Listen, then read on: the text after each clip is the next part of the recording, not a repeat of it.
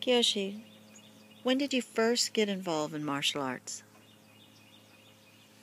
Mid-60s. Probably 68, 69, late 60s, I guess. Bruce Lee was big back then. He had a series out called The Green Hornet, one of my favorite series at that time. He'd jump up and kick lights out in a room or kick the top of a doorway, and that was excited me back then. Still does now.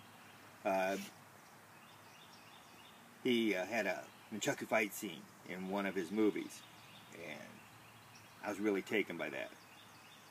I wanted to learn the nunchakus.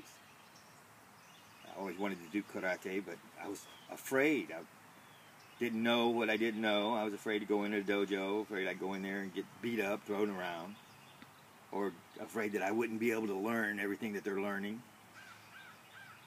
So I started my training at home. We had a pool table, and a couple of the pool cues had gotten warped. So they were sitting behind the furnace in the utility room back in the corner. And I went and got them, measured them, cut them off, and screwed eyelets in the end and hooked them with a chain, and that was my first set of nunchaku. Back in those days, that's the only way you're going to get a set if you made them yourself. You couldn't go out there and buy them anywhere. So I started training with those, practicing every day for hours at a time. And that's where it all started. Where was your first school at?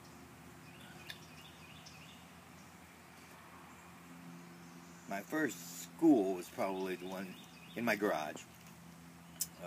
Several of us got together, and I was working out with them. They knew I was training every day. I was competing, and we all got together and started training in my garage.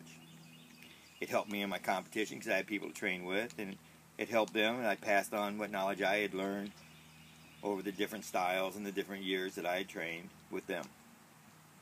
Once we outgrew the garage dojo, I opened my first commercial school, actually, Bellevue, right off of 301 across from St. Teresa's Church.